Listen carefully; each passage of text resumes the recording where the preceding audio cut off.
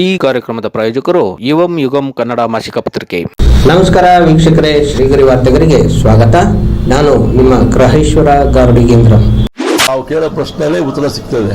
ಮೊದಲನೇ ಹಂತ flow irrigation, Kabini ಮೊದಲನೇ ಹಂತ, ಕಬಿನಿ ಸೆಕೆಂಡ್ ಸ್ಟೇಜ್, ಎರಡನೇ ಹಂತ it's A lift irrigation project.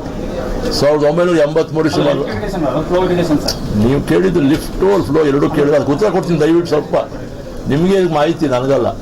ನಾನು ಕೂಡ ಹಿಂದೆ ಚಿಕ್ಕವನಿದ್ದೆ. ಅವಾಗ 1983 ಶ್ರೀಮಾನ್ ರಾಮಕೃಷ್ಣ ಹೆಗ್ಡೆ ಅವರು, ನಮ್ಮ ತಂದೆ ಶ್ರೀಮಾನ್ ಬಿ ರಾಚಯ್ಯನವರು ಅವಿಭಾಜ್ಯ ಜಿಲ್ಲೆಯ ಜಿಲ್ಲಾ ಮಂತ್ರಿಗಳಾಗಿದ್ದರು, ನಜೀರ್ ಸಾಬ್ರವ್ರ ಮಂತ್ರಿಗಳಾಗಿದ್ದರು. ಆ ಸಂದರ್ಭ ಶ್ರೀಮಾನ್ ರಾಮಕೃಷ್ಣ ಹೆಗ್ಡೆ ಅವರು ಕಬಿನಿ ಎರಡನೇ ಹಂತದ ಯೋಜನೆಗೆ ಸುಮಾರು 350 ಕೋಟಿ ರೂಪಾಯಿ ಆವತ್ತಿನ ಅಂದಾಜು ವೆಚ್ಚ ಲಿಫ್ಟ್ ಇರಿಗೇಷನ್ ಮಾಡಬೇಕು ಅಂತಕ್ಕಂಥ ತೀರ್ಮಾನ ಕೈಗೊಂಡು ಅಲ್ಲಿ ಶಂಕುಸ್ಥಾಪನೆ ಮಾಡಬೇಕು ಅಂತ ಉದ್ದೇಶ ಇಟ್ಕೊಂಡು ಅವರು ತೀರ್ಮಾನ ಕೈಗೊಂಡಿದ್ದು. ಆದರೆ ಯಾರೋ ಅವತ್ತು ಕೇಂದ್ರ ಸರ್ಕಾರದಲ್ಲಿ ಶ್ರೀಮತಿ ಮೇನಕಾ ಗಾಂಧಿ ಅವರು ಪರಿಸರ ಖಾತೆ ಸಚಿವರಾಗಿದ್ದರು. ಅವರಿಗೆ ದೂರು ಕೊಟ್ಟು ಇಲ್ಲಿ ಈ ಒಂದು ಪ್ರಾಜೆಕ್ಟ್ ಬಂದರೆ ಪರಿಸರ ನಾಶ ಆಗುತ್ತೆ, ಕಾಡು ಮುಳುಗಡೆ ಆಗುತ್ತೆ ಅಂತಕ್ಕಂಥ ಒಂದು ವಿಚಾರದಲ್ಲಿ ಅವರು ಪ್ರಾಣಿ ಪ್ರೇಮಿ ಆದ್ರಿಂದ, ಕಾಡಿನ ಪ್ರೇಮಿ ಆದ್ರಿಂದ ಶ್ರೀಮತಿ ಮೇನಕಾ ಗಾಂಧಿಯವರು ಆ ಯೋಜನೆ ತಡೆ ಮಾಡಿದ್ರು. ಇಲ್ಲಿವರೆಗೂ ಕೂಡ ಅದು ಕಾವೇರಿ ಟ್ರಿಬ್ಯುನಲ್ ಮುಂದೆನೇ ಇದೆ. ಆ ಯೋಜನೆ ಇವತ್ತು ಕೂಡ ಜಾರಿ. ಆ ಯೋಜನೆ ಜಾರಿ ಆಗಿದ್ರೆ ಅವತ್ತಿನ ದಿವಸ, ಇವತ್ತು ಇಡೀ ನಮ್ಮ ಚಾಮರಾಜನಗರ ಲೋಕಸಭಾ ಕ್ಷೇತ್ರ ಪರಿಪೂರ್ಣವಾಗಿ ನೀರಾವರಿ ಆಗ್ತಾ ಇದೆ. ಅದು ಆ ಒಂದು ತಡೆ ಆಜ್ಞೆಯಿಂದ ಇವತ್ತು ಕಾವೇರಿ ತಮಿಳುನಾಡವರು ಕಾವೇರಿ ಟ್ರಿಬ್ಯುನಲ್ಗೆ ಹೋಗ್ಲಾಗಿ ಆ ಯೋಜನೆ ಇವರೆಗೂ ಕೂಡ ಆಗಿಲ್ಲ. ಹಾಗಾಗಿ ಇವತ್ತು ಕೆರೆ ನೀರು ತುಂಬಿಸೋ ಯೋಜನೆ ಜಾರಿಯಾಗಿದೆ.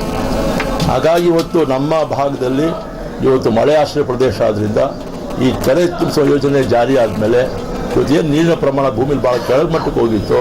50 ಅಡಿ 100 ಅಡಿ ಇದ್ದಂಥ ನೀರಿನ ಪ್ರಮಾಣ 1000 ಅಡಿವರೆಗೂ ಹೊಟ್ಟೈತೆ.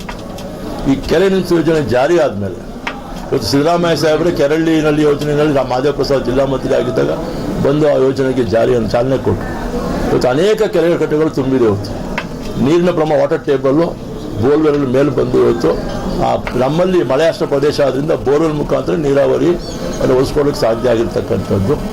ಆ ನಿಟ್ಟಿನಲ್ಲಿ ಇವತ್ತು ಈ ಬರದಲ್ಲೂ ಕೂಡ ಅಲ್ಪ ಸ್ವಲ್ಪ ರೈತರು ಬೆಳೆನ ಬೆಳೀತಾ ಇದ್ದಾರೆ, ಜೀವನವನ್ನು ಮಾಡ್ತಾ ಇದ್ದಾರೆ. ಈ ಯೋಜನೆ ಆಗಬೇಕು ಅಂತಕ್ಕಂಥ ನಮ್ಮೆಲ್ಲ ಒತ್ತಾಯ.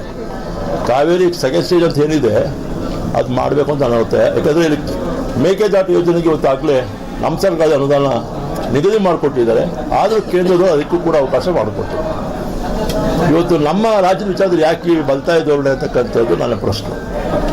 ಅದು ಯಾವುದೇ ಪಕ್ಷ ಸರ್ಕಾರ ಇಲ್ಲಿ ಕೇಂದ್ರದಲ್ಲಿ ರಾಜ್ಯದ ಜನತೆ ದೃಷ್ಟಿಯಿಂದ ಆ ಯೋಜನೆಗಳನ್ನ ಅನುಮೋದಿಸಿ ಅದು ಅವಕಾಶ ಮಾಡಿಕೊಟ್ರೆ ಈ ಭಾಗದ ರೈತರು ಕೂಡ ಮಂಡ್ಯ ರೈತರಂತೆ ಸಮೃದ್ಧಿಯಿಂದ ಬಾಳ್ಲಿಕ್ಕೆ ಅವಕಾಶ ಆಗುತ್ತೆ. ಇದು ನನ್ನ ಒತ್ತಾಯ. ಮತ್ತೆ ಮುಂದಿನ ವಾರ್ತೆಗರಿಯಲ್ಲಿ ಭೇಟಿಯಾಗೋಣ. ಶ್ರೀಗರಿ, ನಿಮ್ಮ ಮನದಾಳದ ಗರಿ. ನಮಸ್ಕಾರ. ಶ್ರೀಗರಿ, ನಿಮ್ಮ ಮನದಾಳದ ಗರಿ. ಶ್ರೀಗರಿ, ನಿಮ್ಮ ಭಾವನೆಗಳ ಗರಿ. ಶ್ರೀಗರಿ, ನಾಡಿನ ಹೆಮ್ಮೆಯ ಗರಿ. ಮನೆ ಮನಗಳ ಗರಿದು ಶ್ರೀಗರಿ, ತನು ಮನ ಧನಗಳ ಗರಿದು ಶ್ರೀಗರಿ, ವಿಶ್ವದ ದೇಶದ ನಾಡಿನ ಗರಿದು ಶ್ರೀಗರಿ. ಶ್ರೀಗರಿ ಶ್ರೀಗರಿ ಶ್ರೀಗರಿ ಶ್ರೀಗರಿ ಶ್ರೀಗರಿ, ನಿಮ್ಮ ಮನದಾಳದ ಗರಿ.